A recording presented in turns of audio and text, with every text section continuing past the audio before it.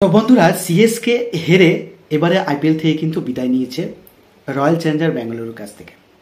শেষের যে ম্যাচটি ছিল সেই ম্যাচটি কিন্তু ডু অর ডাই অর্থাৎ মরণ বাঁচন খেলা ছিল। সেখানে কিন্তু সিএসকে জিততে না পারলেও তাদের কাছে যে শর্তটি ছিল যে 18 রানে আগে কোনোভাবে ম্যাচ হারা যাবে না, কিন্তু সেটাও তারা করতে পারেনি, যার কারণে কিন্তু সিএসকে এবারে আইপিএল থেকে বিদায় নিয়েছে। কিন্তু এই বিদায়ের সঙ্গে কিন্তু একটি ইমোশন জড়িয়ে রয়েছে, সেটা হচ্ছে মহেন্দ্র সিং ধোনি। আমরা জানি যে তিনি অনেক দিন আগেই ভারতীয় ক্রিকেট, ন্যাশনাল ক্রিকেট এবং ক্রিকেট থেকে অবসর নিয়েছেন, শুধুমাত্র আইপিএল তিনি খেলতেন। এবং আমরা দেখেছিলাম যে অবসর নেওয়ার পরে যে আইপিএল খেলেছিল সেখানে কিন্তু গতবারে তার নেতৃত্বে চেন্নাই কিন্তু আবার চ্যাম্পিয়ন হয়েছিল। তো এমন একজন বিশ্বের লেজেন্ড ক্রিকেটার, যিনি তার দল আইপিএলের দল সিএসকে কিন্তু অনেক কয়েকটি ট্রফি উপহার দিয়েছে, কিন্তু এবারে কিন্তু একটা ইমোশনাল বিষয় আমরা দেখলাম যে মহেন্দ্র সিং ধোনি কিন্তু তার আমার মনে হয় যে এবারে শেষ খেলা খেলতে চেয়েছিল, কিন্তু দুর্ভাগ্যক্রমে যে শেষ ম্যাচটি হেরে গিয়েছে, যার কারণে কিন্তু প্লে অফ থেকে ছিটকে গিয়েছে এবং আইপিএল থেকে ছিটকে গিয়েছে। তো এবারে প্রশ্ন হচ্ছে যে আইপিএলে কি তাহলে এবারে মহেন্দ্র সিং ধোনির ম্যাচই কি, বা গত যে ম্যাচটি ছিল সিএসকের সঙ্গে আরসিবির, সেই ম্যাচটাই কি তাহলে আইপিএলের শেষ ম্যাচ হতে চলেছে? অর্থাৎ মহেন্দ্র সিং ধোনি কি শেষ ম্যাচ খেলে ফেললো? তিনি কি ভবিষ্যতে বা সামনের সিজনে আর আইপিএলে খেলবে না? এটাই হচ্ছে এখন লাখ টাকার প্রশ্ন। কেন মহেন্দ্র সিং ধোনি এমন একজন প্লেয়ার যার মাঠে উপস্থিত থাকাটাই প্রতিপক্ষ দলকে কোথাও না কোথাও ভয় ধরিয়ে দেয়, কাঁপিয়ে দেয়, এবং তার যে ফ্যান ফলোয়ার রয়েছে সেটা কিন্তু অন্য ক্রিকেটারের এই মুহূর্তে বলতে পারি নেই।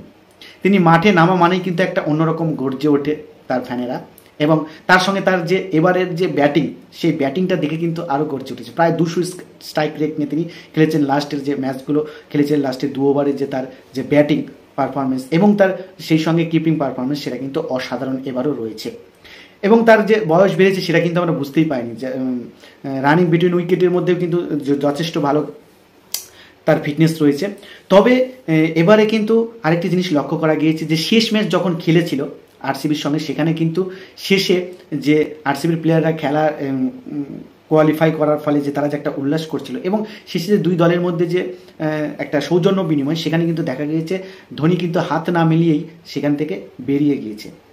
তো কোথাও না কোথাও একটা ইমোশনাল হয়ে পড়েছিল, যার কারণে কিন্তু সে সৌজন্য যে হাতটা মেলানোর যে বিষয়টা সেটাও এড়িয়ে যায়, এবং এটা নিয়ে অনেক প্রশ্ন উঠেছে তার বিরুদ্ধে।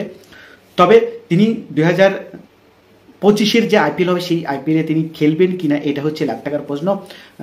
সেই বিষয়ে ধোনি নিজেই বলেছেন যে এই মুহূর্তে তিনি দেশের বাইরে চলে যাচ্ছেন, এবং তিনি খেলবেন কিনা এ বিষয়ে কিন্তু তিনি প্রায় 3 থেকে 4 মাস টাইম নিয়েছেন। সিএসকের যে ম্যানেজমেন্ট রয়েছে তাদেরকে কিন্তু জানাবেন বিষয়টা, তিনি সামনের সিজনে খেলবেন কিনা। যদি খেলে তাহলে অবশ্যই তার যে ফ্যান ফলোয়ার তারা কিন্তু অবশ্যই খুশি। আবার যদি না খেলে তাহলে কিন্তু তার যে শেষ ম্যাচটা সেটা দুর্ভাগ্যজনক, কেননা শেষ ম্যাচটা তিনি হেরে বিদায় নেবেন। আর যদি খেলে সামনের বছরে আইপিএল অর্থাৎ 2025-এ, তাহলে কিন্তু সেখানে তার যে ফ্যান ফলোয়ার রয়েছে এবং তার যে একটা তাকে দেখার যে একটা আগ্রহ রয়েছে দর্শকদের মধ্যে, তার ফ্যানেদের মধ্যে, সেটা কিন্তু বজায় থাকবে। তো আশা করি যে যদি তিনি ফিট থাকে, কেননা ক্রিকেট একটা ফিটনেসের উপর খেলা, সেখানে যদি ফিট না থাকে, আনফিট থাকলে অবশ্যই তাকে দল থেকে বাদ নিতে হবে। আমার মনে হয় ধোনি সেরকমটাই করবেন। যদি আনফিট হয় তাহলে কিন্তু সে নিজেই অবসর নিয়ে নেবেন।